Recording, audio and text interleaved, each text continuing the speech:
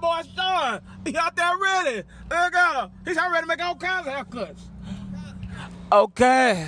I love my barber, boy. I know he be cutting. That joker, he walking in his collar. He walking in his collar. Woo!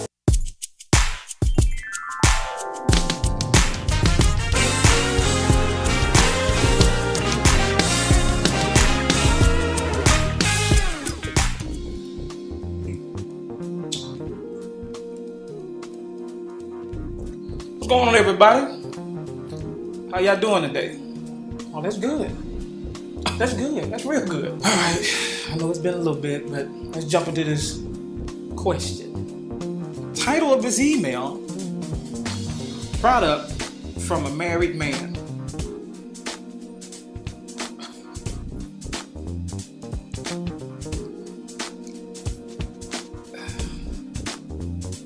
Let us read into our hearing. I had been looking for my dad for the last few years again. We met years back, but he was never consistent. Well, long story short, I could never get the full story from my mother.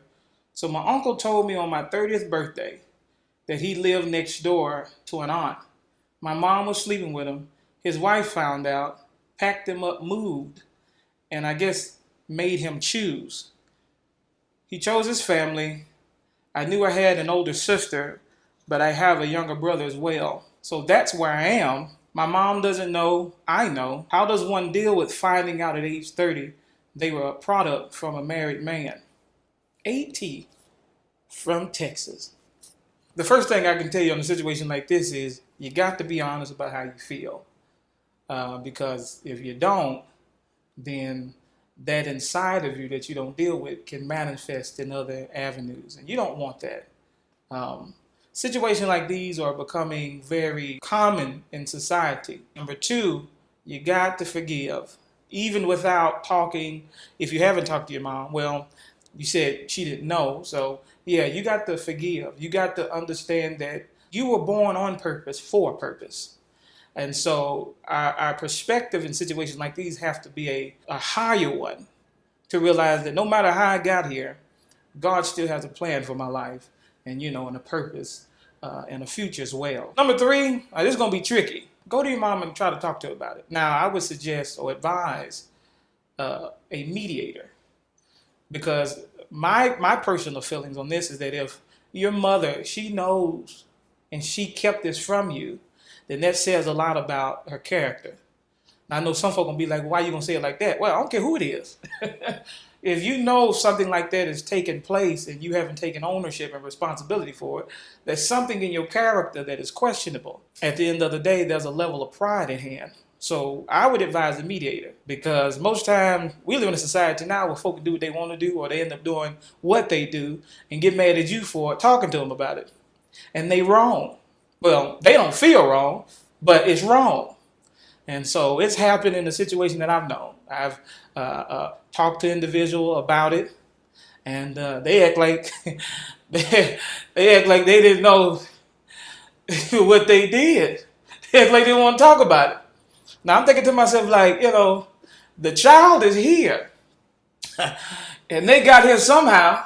Oh yeah, they sure did. They sure did. So when you talk about this, we gonna talk about it. Oh, yeah. Come on, put your hands together. Let's thank God for confrontation. Come on and clap. Don't just look at your screen. Clap your hands and thank God for confrontation. Come on, hallelujah.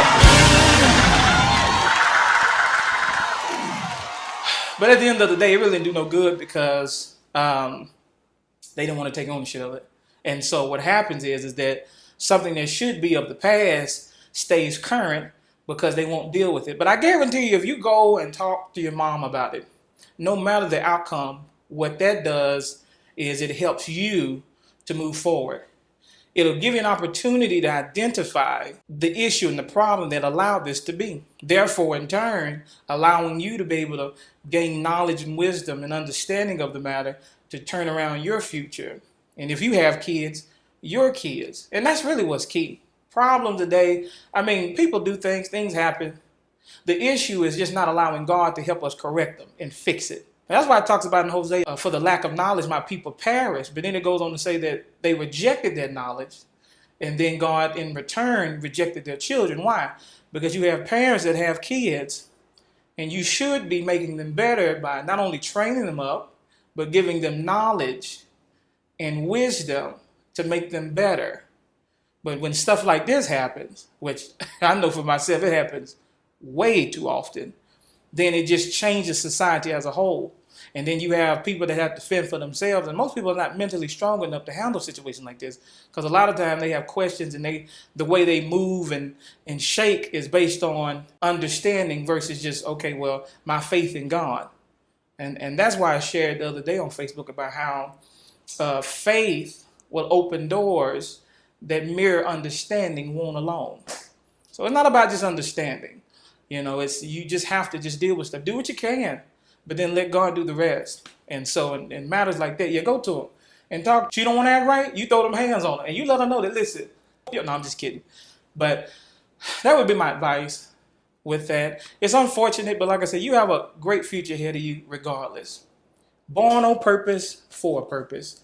And at the end of the day, God has brought us here. We all got here somehow, where we was in a structured home married, but the focus is having faith in God because he's our creator. And so once we do that, then things will get better as a whole. But yeah, be honest about your feelings, forgive, let the alt go, and then go to them. And no matter the outcome, even if they be honest, irresponsible, or prideful about it, it doesn't matter. You get the answers that you need, and then you can move forward in life. Hope y'all enjoyed this video, and men, you keep them, stay faithful to your wives. Praise the name of the Lord.